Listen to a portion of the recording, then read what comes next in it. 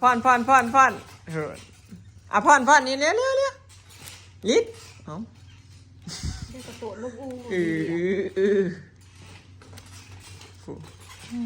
ไม่นอนอู่ไม่สินอนนิ่งแนวนิ่งแนวนิ่งแนวนะนิ่งแนวนิ่งแนวนิ่งแนวนะนิ่งแนวนิ่งแนวนิ่งแนวนะนิ่งแนวนิ่งแนวนิ่งแนว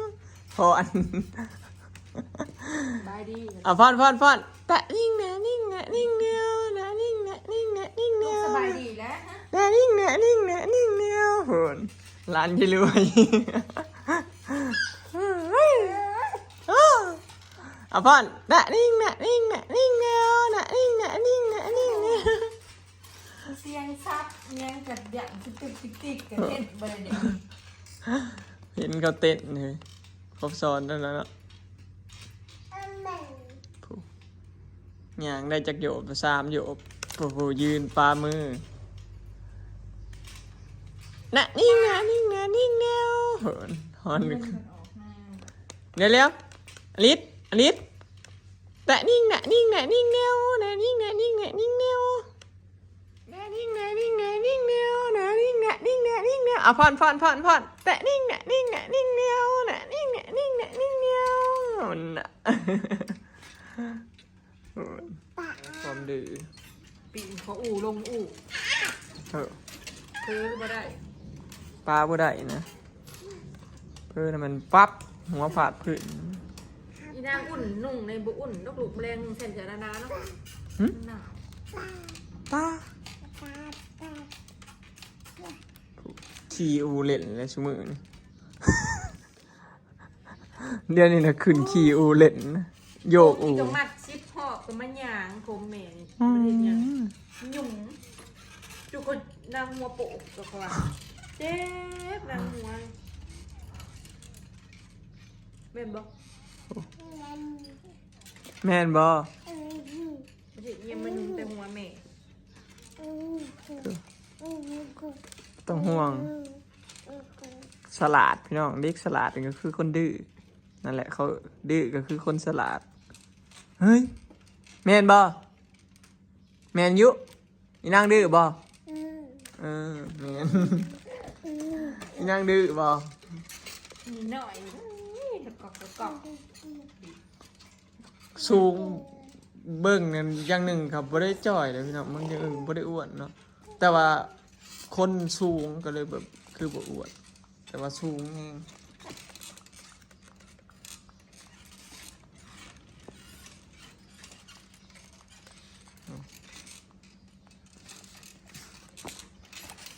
เอาเฮ้อได้ยังไงยังโดดขึ้นมาโลดโอ้ยหนักโมกเบิ่ง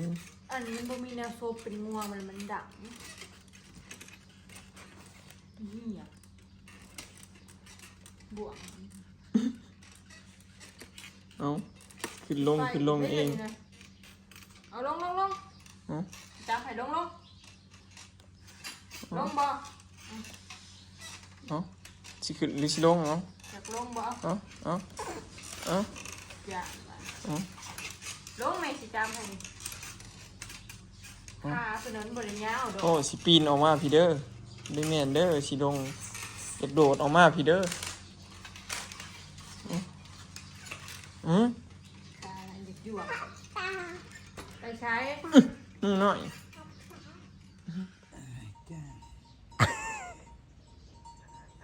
บางทีนะหน้าตาผมกินข้าวคนเดียวแสบอยู่บ่สาวเอ้ยเป็นอะไรหน้าชิแล้วเลยความรู้สึกเกือบบรอดบ่บางคนกินข้าวคนเดียวพี่น้องเขาไปมาแล้วเป่าเตาก็เห็นสวนเมื่อกี้นี่ไปหาตัดผมเหรอสิไปหาหมอลำเรื่องในบ้านที่ขี่รถจักรสวนไปมีหูจักบ่ขี่รถไปเดียวในป่าเฮามีบ่อันนั้นดิไอ้นิ่งนี่ซอยแห่งมันที่มีนวดอาหารว่าสิไปบ้านเจซีบ่ บุญบานเจซีบ่ บุญบัตรนาซี มื้ออื่นบ่ มื้ออื่น2 มื้อเขาว่าคือสิจะตายโลก มื้อนี้วันที่เท่าใด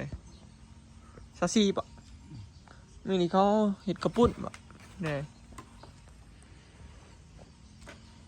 เขาสิขึ้นปกช่องนั่นก็ ชื่นตอนไหน ช่วย เฮาว่าสิขึ้นอยู่เที่ยง ขึ้นไปซื้อเนี่ยซื้อของมาให้ลงทางไปที่ไปช่วยบุญจะช่วยกัน ลงท่านใส่ รวมใช้ มื้อได้ปัน มืออื่นที่จะหา เอ้าบ่แม่นเขาสิไปอันบ้านชาวแหงเบิดบ่บ้านเจซีเบิดบ่ แต่แล้วก็เส้นในกลุ่มแล้วเขาเอื้อเขาอีสีบัดอีทีมันยึดงานบ้านมันไปแบบ อืม หรือให้กับเอื้อ หลายอย่างบ่ ขนมแสงน้ำของหวานไอติม อืมเป็นสิไปเฮ็ดโรงทานพี่น้องบ้านอุดมไซ แล้วก็เพิ่งต้นกระถินสมมาสมทบมาแต่ไทยน อืม ำของหลวงพ่อแล้วเพิ่นผ่านคุณมาหน่ะเห็ดของหวาน เออ แต่ก็เลยเว่านำFTนำFTเขาก็เห็ดไอติมนำเห็ดขนมสั่งขนมนางแซงนางแซงมันเห็ดแต่หวานเบื่อ ห้างเบิงถ้าที่บ่ได้ไปเฮือนเจซีไผก็เว้ากันกับพุทธซีแหละว่าสิพากันแห่ไปอัน พาซอยแห่งไปอันเฮือนเจซีเด้ฟังเบิงเลยมื้อน่ะ แล้วจุกก็พาเข้าไป ที่จะพาอันทีมงานเขาไปเล่นบ้านเจซีเด้อพี่น้องมื้อตึ๊ดตื้อเลยพี่น้องหากะคนหัวหาแล้วเนาะเกลือหมูแล้วค่ำแล้วพี่น้องมึงเนี่ยเมฆฝนก็มาเด้นี่คือฝนที่ตกนี่แหละพอน้องเมยหื้อเขาซะหื้อแล้วเลยหื้ออันเขาอยู่เที่ยงเทิงคนน่ะบูฮูพี่น้องเพิ่นเฝ้าดื้อพุ่นนะบ่ว่ามาหากะมาแต่ซื้อหัวหาแล้วก็ปะแม่อลิศไว้อยู่เพื่อนกับลูกเพิ่นแล้วก็มาคนหัวหาเนาะมาเบิ่งหมูบ่อ้อยพี่น้องนี่หัวหาพอดีเต็มนี่เลยบ่อ้อยบ่มีวันไหวพี่น้องมาไหวอยู่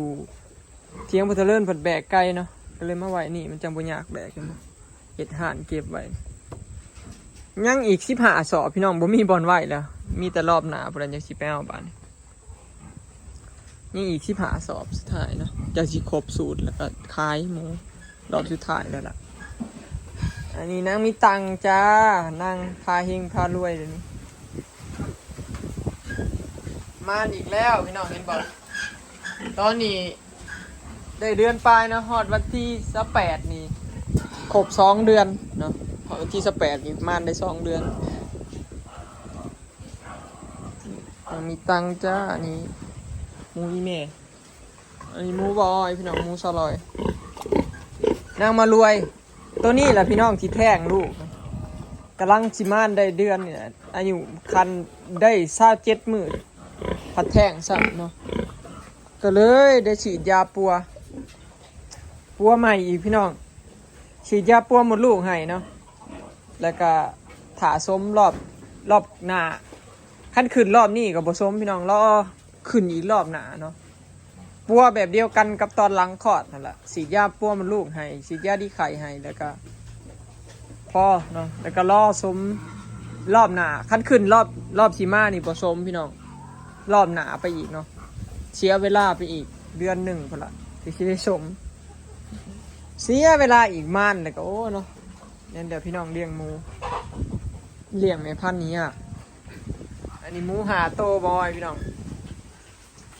หมูลูกนั่งมารวยนี่แหละลูกนั่งมารวยข้อข้างๆที่แท่งนั่นแหละได้หาโตหรอกกำลังใหญ่พี่น้องยังบดหลังกำลังเป็นแป้นเนาะ แต่ว่าบ่ให้บ่ค่อยให้หมูอ้วนปานใดดอกอันช่วงยามยังน้อยนี่เพราะว่ากินหลายอ้วนก็เจ็บท้องเนาะเสี่ยงเจ็บท้องอ้วนบ่ให้สิไปเร่งช่วง3 เดือนไป คือเทใส่เร่งช่วงนั้นเนาะเพราะว่ามันใหญ่ไว้แล้วมันขึ้นมื้อละโล2 โลช่วงนั้นเป็นเร่งให้คายใครจะคายไวก็คือไปเร่งช่วงนั้นเนาะเฮาเคาะอันนี้มันก็มากินเราได้พี่น้องนี่เคาะห้างปุ๊บเลยจากลูกมากินเราได้สมมุติว่าหัวอาหารยังข้างนี่เฮาก็เคาะให้มันมากินรถมันได้ยินเสียงนี่มันลุกมากินรถได้หาโตสิได้แต่น้อยนี่แหละแม่พันธุ์บอยที่มีปัญหาก็คือตัวนี้เนาะแม่เลี้ยงแม่พันธุ์แท่งบ่เคยหมูแท่งเสือมีรอบนี้รอบแรกเนาะตั้งแต่เลี้ยงหมูมาบ่ฮู้สาเหตุหยังหาสาเหตุบ่ได้พี่น้องเพราะว่าส่วนหลายหมูที่มันแท่งส่วนหลายมันสิแท่งย้อนมันล้มส่วนหลายหลักๆก็คือย้อนมันเป็นไข้มันป่วยจังซี่มันจังสิแท่งเฮาฉีดยาบ่ถือจังซี่เฮาฉีดยาดีไข้มันบ่เป็นไข้หยังจังสิแท่งอันนี้บ่เคยเห็นคือกันสาเหตุน่าสิบ่คิดว่ามันน่าสิล้มมันปีนคอกแล้วมันล้มลงจังซี่นะน่าสิเป็นเท่านั้นพอท้องอ่อนเนาะสรุปหมู่มานก็มี2 โตบัดตัวนี้กับนางเฮงๆเนาะเดี๋ยวสิพาไปเบิ่งนางเฮงๆพี่น้องอันนี้นะคอกผีเพจพี่น้องพ่อผู้เจ้ากินหมูจักอิ่มพวกห้องมาอยู่นำกันหลายห้องเบิร์ดไปเห็นบ่คือผีนี่กินเท่าไรก็บ่พออันนี้นะสมเรียบร้อยพี่น้องล่อรุ่นว่าสิติดบ่ไปหอเป็นแม่หัวสาวตัวนี้คือการตัวนี้สมก่อนตัวนี้เนาะไล่เลี่ยกันตัวนี้นะม่านแล้วได้สิฮอด3 เดือนแล้วแหละนี่ทองใหญ่แล้วนั่งเฮงถ้ารุ่นว่าสิได้จักโตพี่น้องสิมานบ่รอบนี้เนาะเพิ่นม่านเลยทองใหญ่เลยนี่ซุ่มพระเอกนางเอกบอยพี่น้องเปื้อนมันใหญ่แล้วคอกมันแคบแล้วมันเปื้อนเนาะนี่เปื้อนแล้วอยู่แคบเนาะ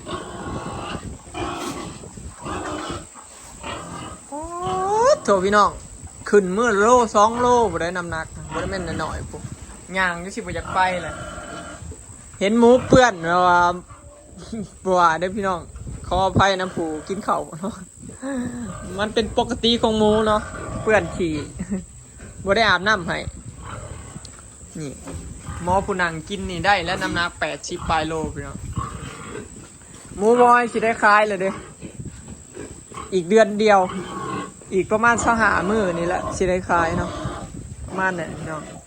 น้ำหนักกับตัวใหญ่ได้ละ80 ปลาย90 โลตัวใหญ่บอยเอาบนรุดละ90ตัวน้อยนะสิได้อยู่ประมาณ80คิดว่า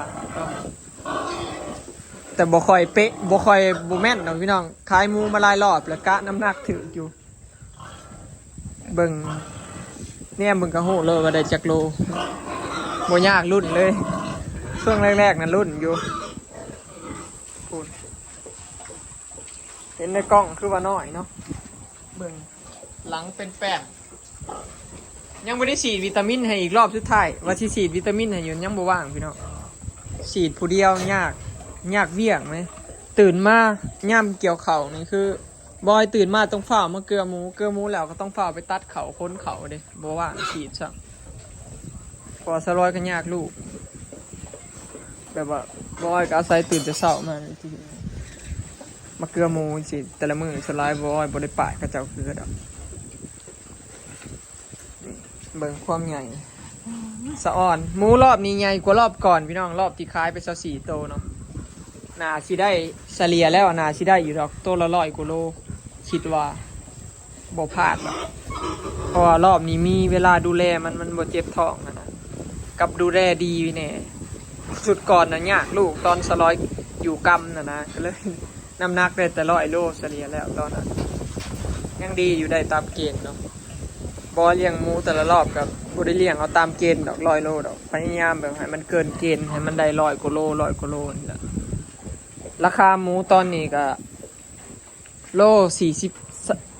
มื้อน่ะเจซีขาย40พี่น้องบ่ฮู้ว่าเราขายอันให้บ้านใดบอยเอาเบอร์ให้เราหลายเบอร์อยู่เกือบ10พุ่นน่ะจักเราโทรหาไผแหน่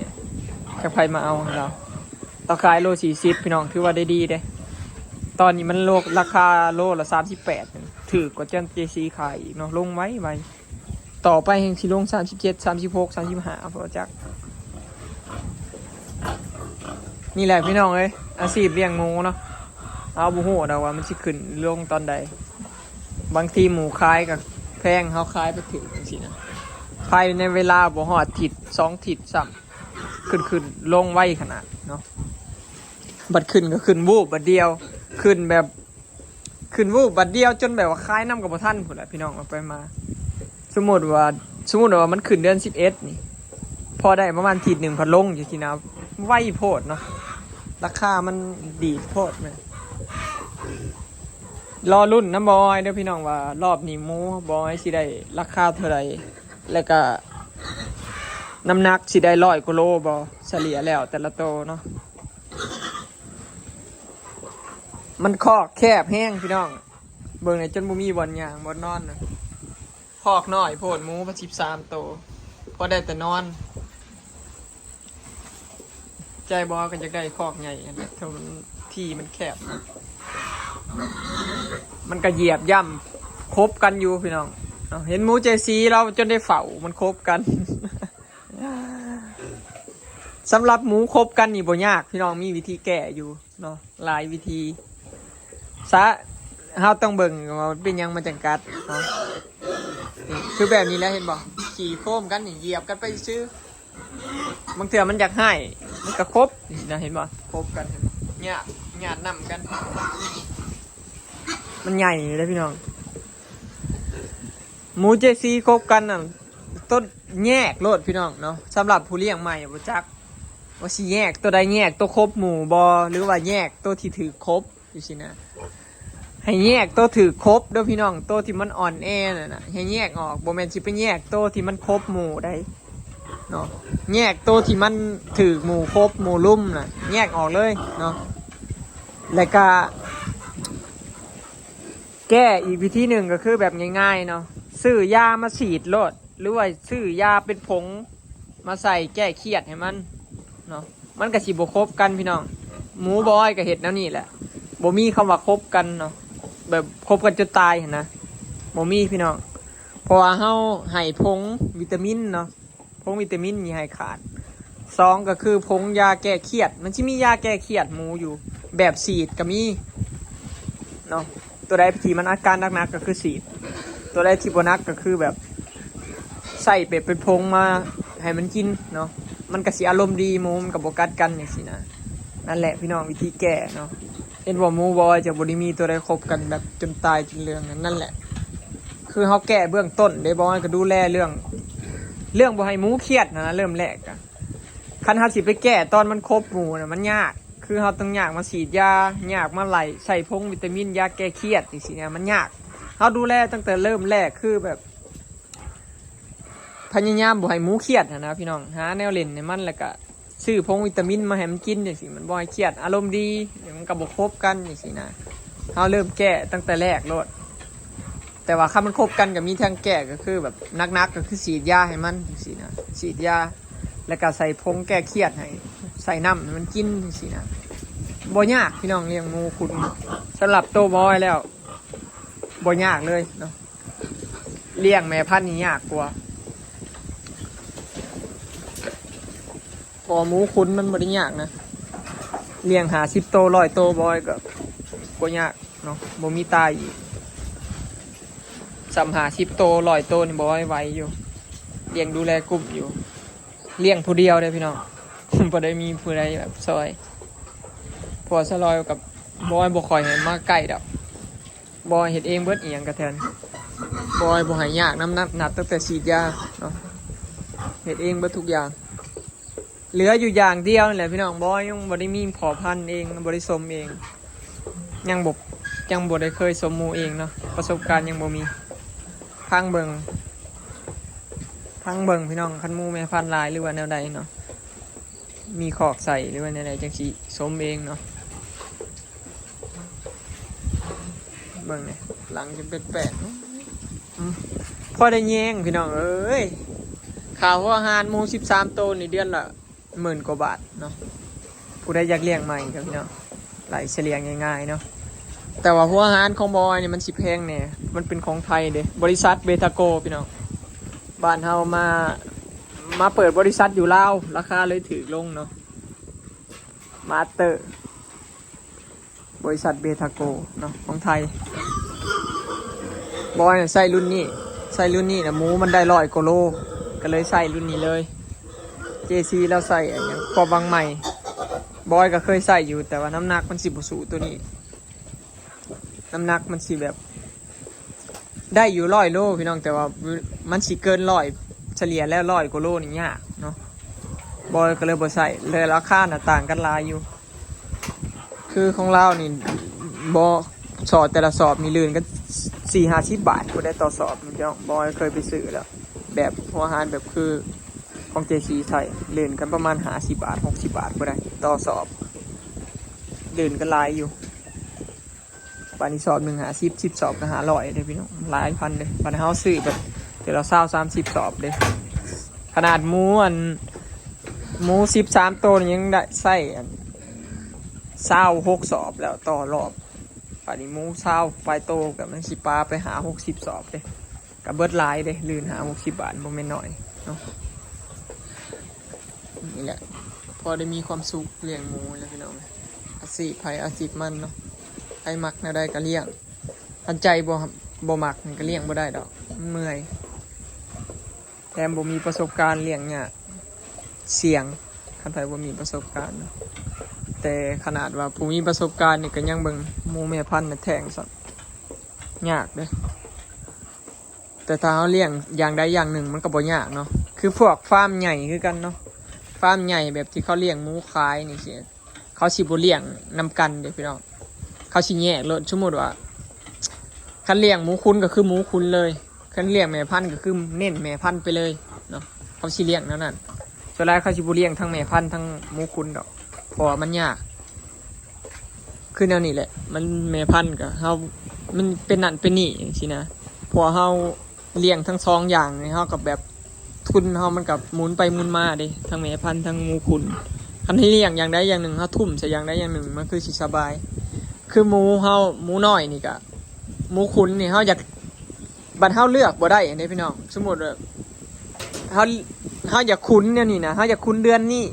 เฮาบัดเลือกบ่ได้เด้พี่น้องคือบอยนะเห็นบ่คือซุมนี้ในใจบอยอยากขายช่วงเดือน12เดือน1เดือน2จังซี่บอยอยากขายนะซุมนี้แต่ว่ามันออกมามันก็จะเป็นในคุ้นเดือนนั้นจังซี่นะมันเลือกบ่ได้เนาะคันเฮาบ่เลี้ยงแม่พันธุ์เองนี่เฮาเลือกได้คือเฮาแบบเฮาจะได้หมูน้อยมาเลี้ยงยามนี้เฮาก็ไปจองเข้ามายามนี้จังซี่นะไปจองเข้ามาให้มาลงให้ยามนี้นี่สบายพี่น้องบ่ได้เลี้ยงแม่พันธุ์เองก็ต่างแต่ว่าเฮาใส่ทุนหลายซื่อๆเนาะแต่ว่าความสบายนี่สบายคือเฮาบ่ได้ทำคลอดหมูเองบ่ได้ดูแลหมูเองทุกขั้นตอนเลยเฮามีแต่สั่งเขามาลงให้จะคุณยามใดจะขายยามใดเด้คือเฮาเลี้ยงแม่พันธุ์นี่คือบ่นี่ก็เลือกบ่ได้เด้ว่าสิคุณยามใดเพราะหมูเฮามันออกยามใดก็คือแบบได้คุณยามนั้นจังซี่นะเนาะนี่แหละเดี๋ยวรอรุ่นหมูตัวนี้พี่น้องใกล้สิคลอดแล้วล่ะยังอีกประมาณเดือนหนึ่งก็สิคลอดเนาะประมาณเดือนเดียวก็สิคลอดแล้วก็หมูตัวนั้นฮะประมาณได้สิฮอด2 เดือนพอวันที่28หมูตัวนั้นรอสมประมาณ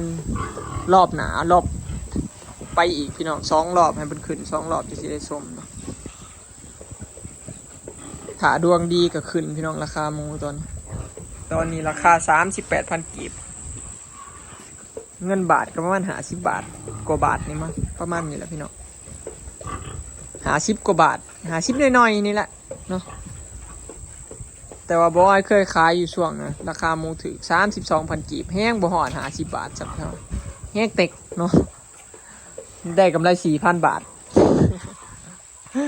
ตอนนะพี่น้องแต่ช่วงเลี้ยงหมูใหม่ๆเนาะแต่ว่ารอบนี้บอยก็บ่ตื่นดอกพอหมูเจ้าของ1หมูเจ้าของ2ก็คือแบบเขาเลี้ยง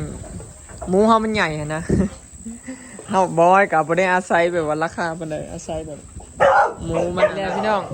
ราคาลดกระยาคอแต่หมูเขาได้100 กว่าโลทุกโตเนาะนี่ปัก80 ปลายโล เบื้องหลังคันหมูเฮาน้ำหนักได้100กว่าโลกะราคาหน่อยกะยามันก็ได้กำไรอยู่เนาะได้รายได้หน่อยขึ้นอยู่กับหมูเฮานำเนาะบ่ได้แม่นแต่ราคาโอเคเนาะพี่น้องคลิปนี้ก็สิขอเก็บภาพบรรยากาศไว้ซ้ำนี้เด้อไปแล้วสบายดีบ่ได้อาบน้ำให้พี่น้องเพราะอากาศหนาวเนาะมันเปื้อนขี้เป็นปกติของหมูหลายคนว่าญาติหมูเป็นโรคหมูป่วยเพราะว่ามันบ่เกี่ยวเด้อพี่น้องแนวของมันเนาะพอเฮาก็ให้ยาขาเสื้อตลอดหมูเฮาแบบแม่นอยู่ว่ามันนั่นป่วยพี่น้องมันเปื้อนโปะแต่ว่าเฮาฉีดยาขาเสื้อให้ตลอดเด้มันก็บ่ตัดนั่นเลยมันก็บ่มีปัญหาเพอหมูเป็นเรื่องปกติเฮาอาบน้ำให้ดุนั่นแหละสะอาดโพดนั่นแหละมันป่วยเนาะเป็นไข้เป็นปอดเป็นไอ